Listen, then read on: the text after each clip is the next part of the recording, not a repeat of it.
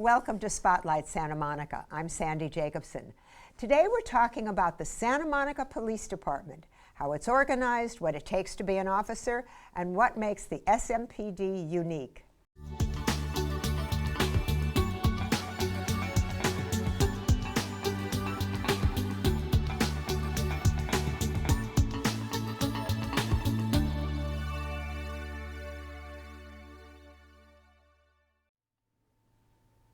The Santa Monica Police Department just underwent a major reorganization. Joining me now with more is Deputy Police Chief Al Venegas. Al, thank you for joining us. Thank you for having me. Or should I call you Chief? You can call me Al. Or I'll call you Al. So explain what was the reorganization. Well, the police department is separated into divisions and then further broken down into sections and then broken down by units. A division is usually commanded by a captain, sections by lieutenants and managers, and then units by sergeants and or supervisors. What we did this year, or just recently completed, was a reshifting, a recasting of closely aligning some of those units, divisions, and sections to improve efficiency, improve communication, provide some development opportunities for our personnel with the broader hopes of improving the overall performance of the police department.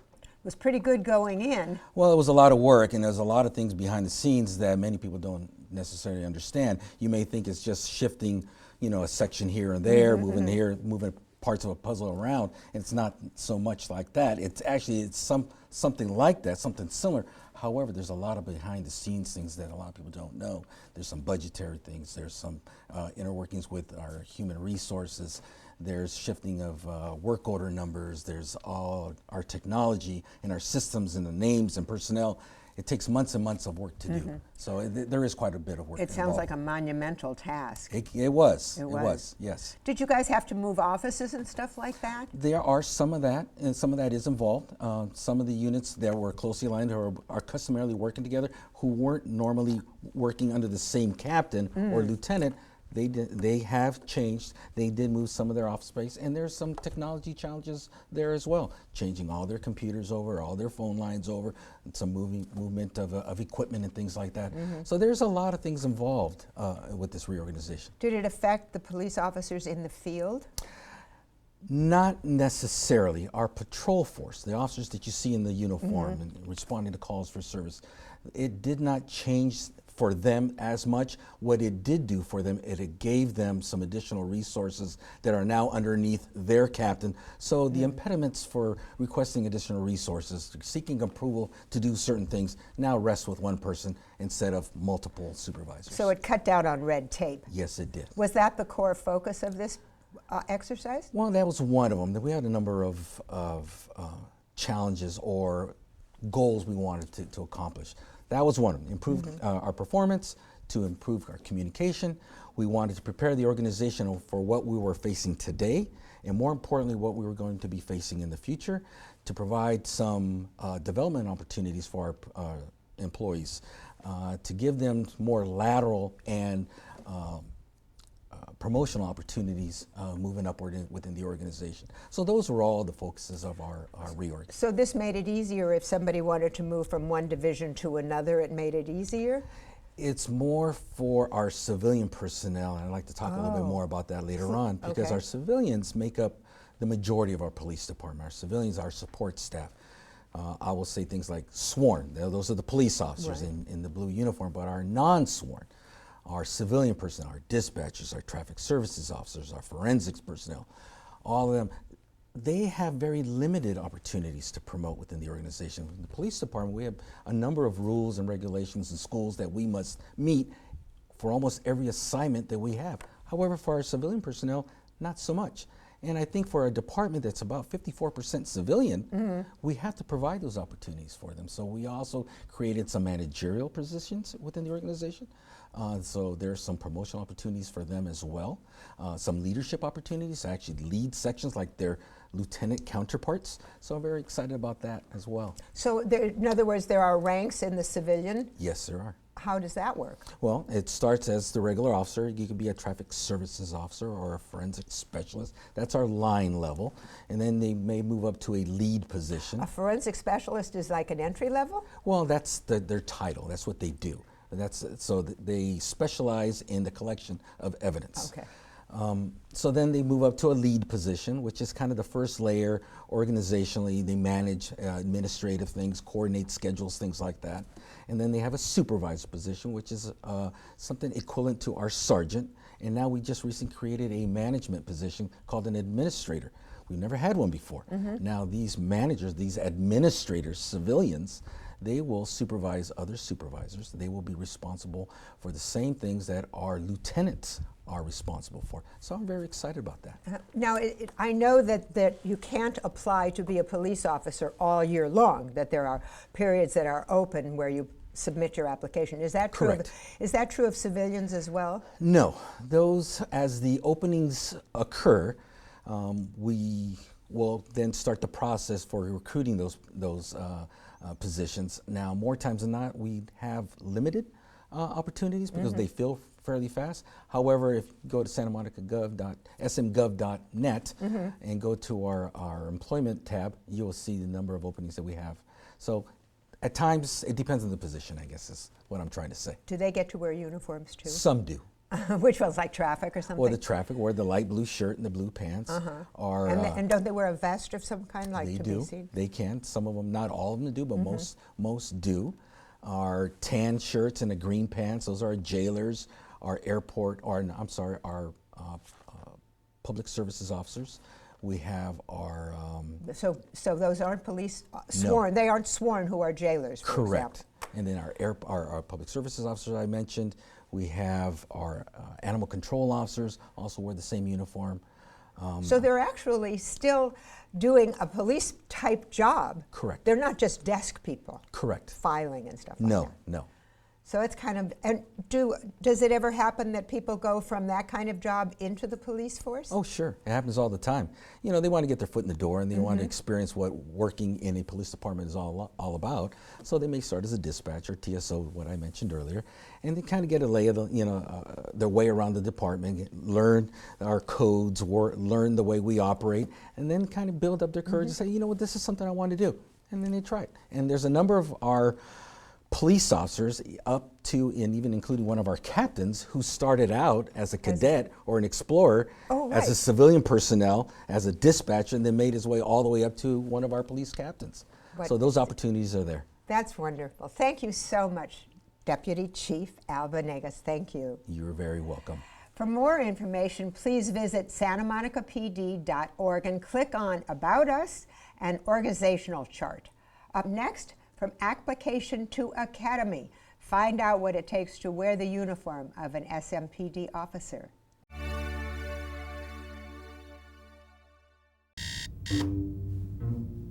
Good morning, sunshine. If he were, he'd tell you, right? You're too healthy to be. He didn't look sick. What if you weren't safe every time? What if he's sleeping with his ex? What if it broke? If you are HIV positive, what happens next? You don't have to live with Mr. Doubt. Common Ground offers free testing and care for HIV and STDs, including hepatitis. Just stop by or call us.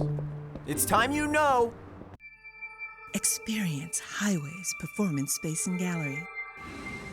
I knew my journey would lead me to a place where I'd find a highway that I could travel to the beat of my own drum. Ride out the storm, 95 Joey died, but Deadly was born. And there would be no limits to the vibrancy of my performance. Join us each week at Highways Performance Space and Gallery and live without limits. Log on to highwaysperformance.org. So what does it take to be a police officer in Santa Monica? Joining me now with the process is Officer Jennifer Sequeira. Jennifer, thank you. Oh, may I call you Jennifer? Absolutely. I don't have to call you officer? No, it's Thank fine. you very much. So what are the steps involved in becoming a police officer in Santa Monica? Well, there's three main steps, including the hiring process, and then the academy. And then once you graduate the academy, you take what you learn in the academic setting of the academy, and you apply it to real life situations. And that's an additional phase, which is another 6 months. So you're like a provisional or a rookie or something. Yes, yeah. Now, people also, I mean, this is an aside, people can come from other police departments. Do they have to go through the academy? If they come from another agency, then they'd be considered a lateral. And so, no, they don't have to go through another academy. So, okay, what does the hiring process entail?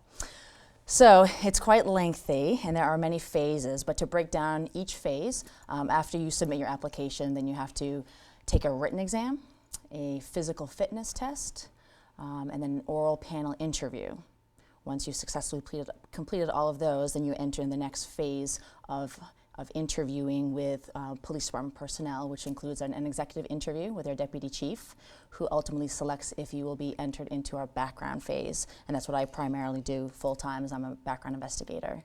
And so once you successfully complete the background investigation, then you get a final interview with our chief of police, and she will make the ultimate decision if you are suitable for our department. Wow, that is really a grueling procedure. It is. How long does it take usually?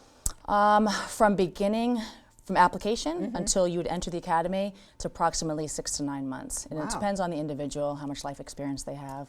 And when does that, I mean, do you have a season where you start taking applications, or any time during the year? Yeah, actually there is. The application acceptance is handled through our Human Resources Division, and generally speaking, there's a 2-week window in which Human Resources will accept your application, so you have to get your application in during that period of time. And 2 weeks every year?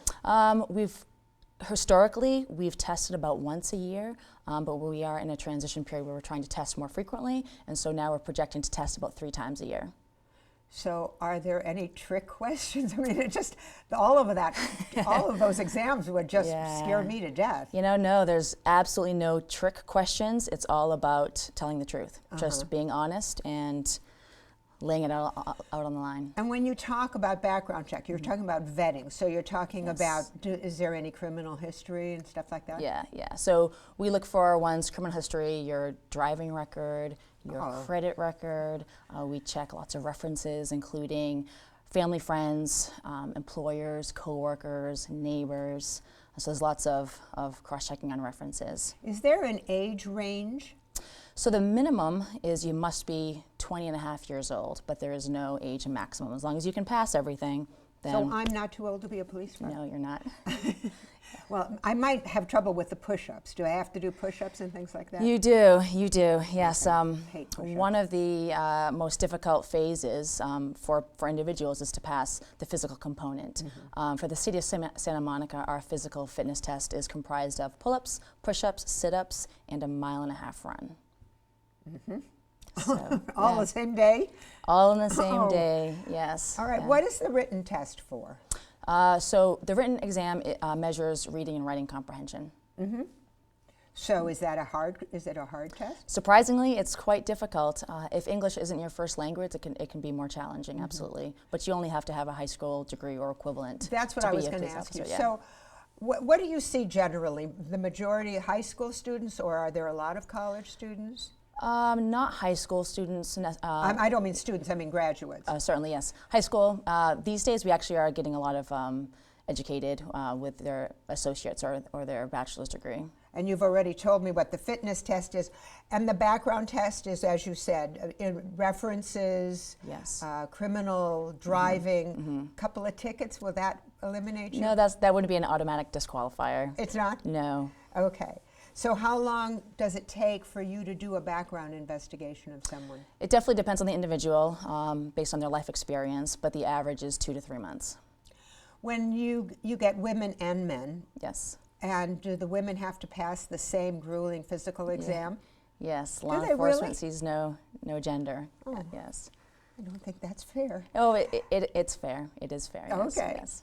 So you had to do all of that? Yes. And did you work a long time? Did you train for it? I didn't grow up always knowing or wanting to be a police officer.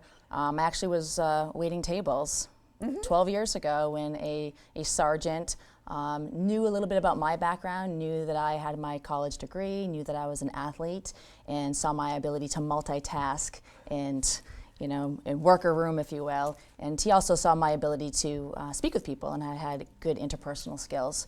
And so he approached me and he said, "Hey, have you ever thought about being a police officer?" And it was not at all on my horizon. Wasn't on your bucket list, No, huh? not at all. But I learned more about what it was to be a police officer, and I was excited about it. How long did you have to think it over? I gave it a full year. Oh, that's a long time. Yes, and Yeah. So you were really ready when you went to do it. yes, I think being a student athlete growing up definitely helps. That having that physical component definitely. So helpful. what police academy? Santa Monica doesn't have its own academy. No, so no. where do applicants who've made the cut go? So there are choices. We do have choices to send our recruits to a variety of different academies, but we choose to send ours to the Orange County Sheriff's Academy, which is located in Tustin. And we choose that academy because it is high stress. It's known to be one of the best academies in the country, actually.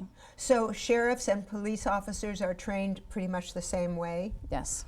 Yeah. The main difference is when a police officer recruit graduates the academy, they start right in the field on patrol. And sheriff's deputies, they actually go into a custody environment, so they're in the jail facilities. They work in prisons Yeah, first, don't yeah. they? I sort of knew that. I don't get the wrong idea. How long does it take? How long is the course? The academy is 26 weeks. So that's like a half a year. Yeah. Of high stress, as you Yes, put it. yes. And then you said that after they graduate, they have like a provisional period. Yeah, the academy is, for the most part, an academic setting. It is stressful. It's paramilitary, so they are getting stress inoculated as well. But once you graduate the academy, then you have to take all the knowledge that you've learned and apply it in real-life situations. So the phase after you graduate the academy is called a field training program, where you're paired up with a experienced, seasoned police officer, and you're kind of showed the ropes for an additional 6 months. I think there's movies about that too, Yeah, isn't there? yes, There's yes, movies about yes. every phase of Yes, being a police yes. officer. You were saying that it's academic in the academy? You mean they're at desks all day long? For the most part, yes. They don't go out in fields and shoot and chase after dogs and stuff like that? They do shoot, so that is, you know, most of the recruits, that's the first time they're ever shooting a gun. So Hopefully. There is training on the range. They learn how to drive a police vehicle, you know, basic operation of it. So yeah, you do have a base level that you learn in the academy, but it is an it's structured as an academic So institution. when they go out in the field with a police officer, do you have special officers that you've selected who would be especially good with recruits? Yes. They're not recruits anymore. What are they called now? Or trainees. Trainees. Yeah. So they're called field training officers, and they are selected, and usually it's based on work performance and experience. So what can you do besides really working on those push-ups to get ready to try out to be a police officer? Sure. I mean, the obvious, you know, is getting physically fit, having your education, and staying on the straight and narrow, if you will. But just overall being a good person. I tell this story often that when I first made the decision to become a police officer, all my family and friends says, "Jen, why do you want to be a police officer? You're so nice." And my response was, "Well, don't you want nice police officers?" Right, that's right. So you don't have to have your degree in criminal justice. You don't have to have experience in the law enforcement field at all to become a police officer. You just have to be a well-rounded person And strong. Yeah. I keep going back to all those chin-ups. Yes. So if you go into the police academy and then come out and you're now a trainee, how can you decide, well, I would like to work with the dogs, or I would like to be on a motorcycle, or I'd love to be on the horses on the promenade or something? Sure. That is a big misnomer that some people, I don't want to be a police officer, I just want to be a detective. Well, all detectives at some point were patrol officers. So everybody starts out on the officer level on patrol. And once you gain some experience, then for the city of Santa Monica, you have the option of becoming a detective or becoming a canine handler, motor officer, and then you have the option to potentially promote.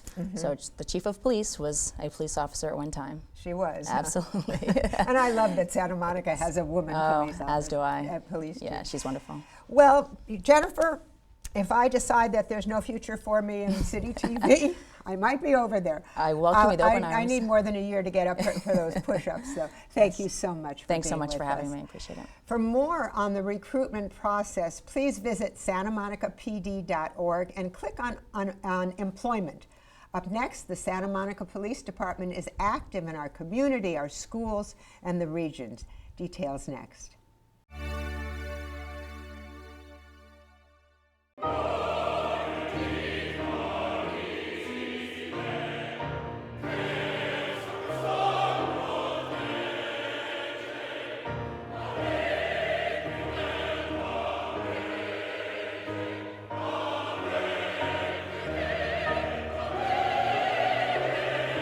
Discover 30 years of opera in Santa Monica. Discover the Verdi Chorus. Riding a bicycle can seem like child's play. But only if you're playing indoors.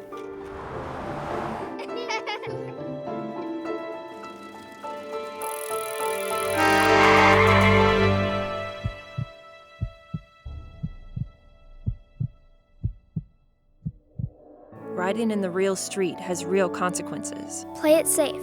Ride by the rules. Cars and bikes need to play together.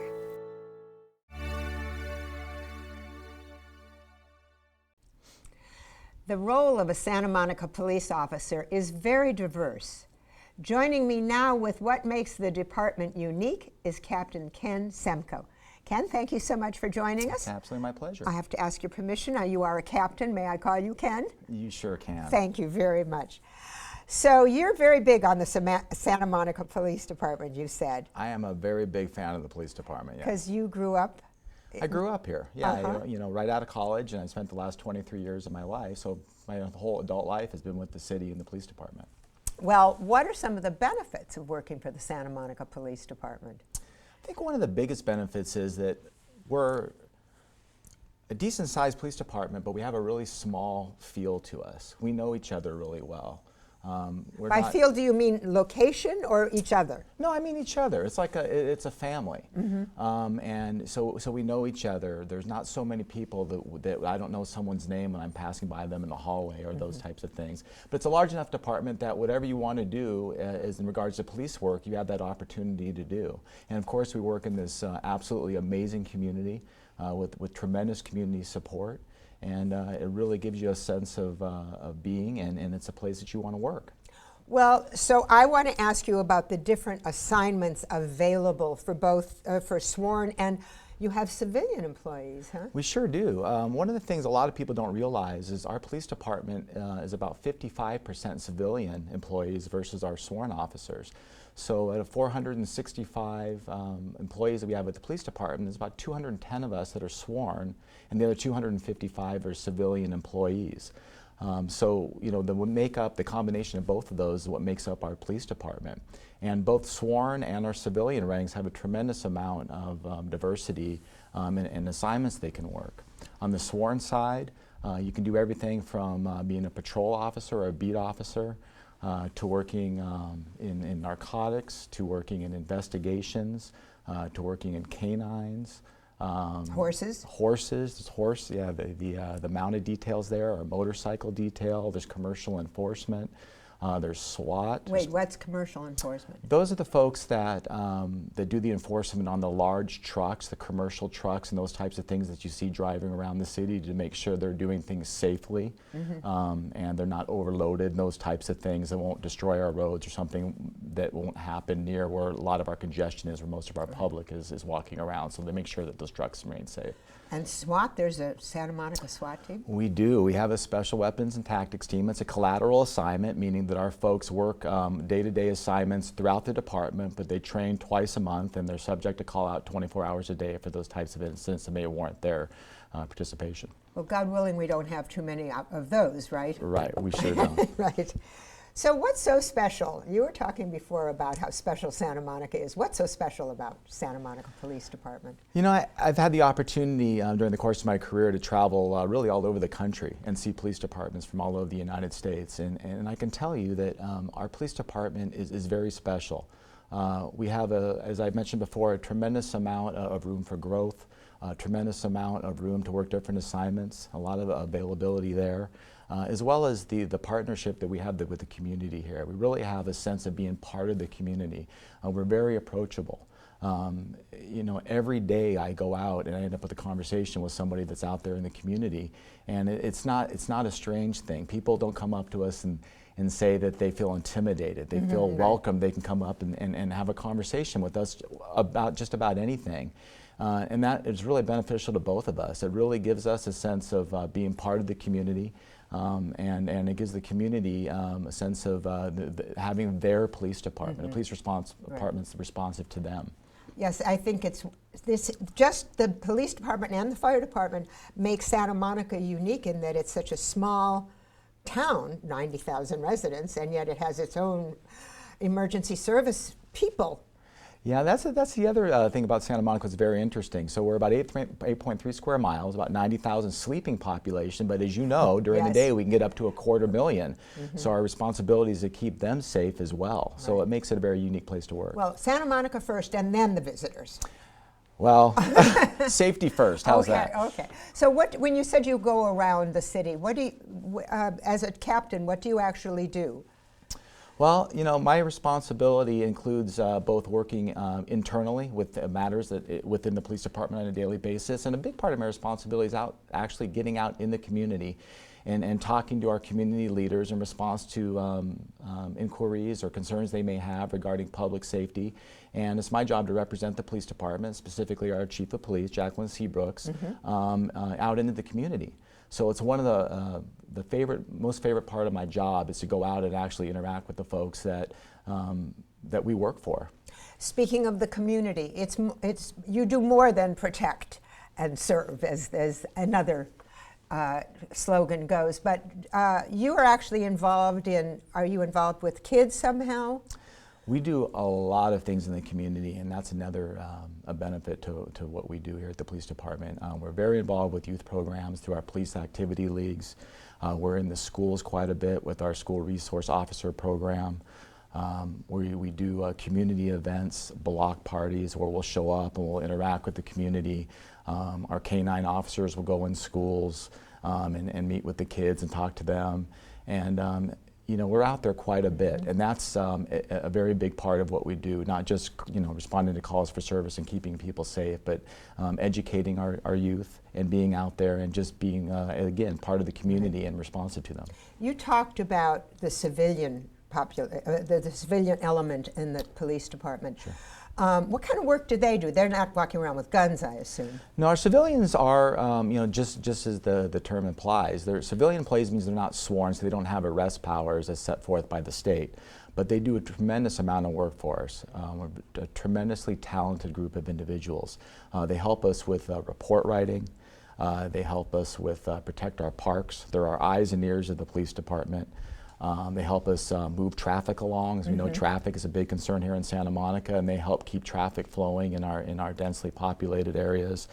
They work on our harbor patrol down on the pier, and they patrol the Santa Monica Bay as harbor patrol officers. And they're administrative support staff. Without them, the police department doesn't run. So, is anybody too old to become a civilian employee? We're always looking for the best qualified applicants. Well, that sounds like an exciting and fun thing to do. Ken, thank you so much for telling us about all this about the police department. It's my pleasure. For more information, please visit santamonicapd.org. Thank you so much for joining us for Spotlight Santa Monica. Join us next time for more of the people and departments that make Santa Monica such an amazing place to live.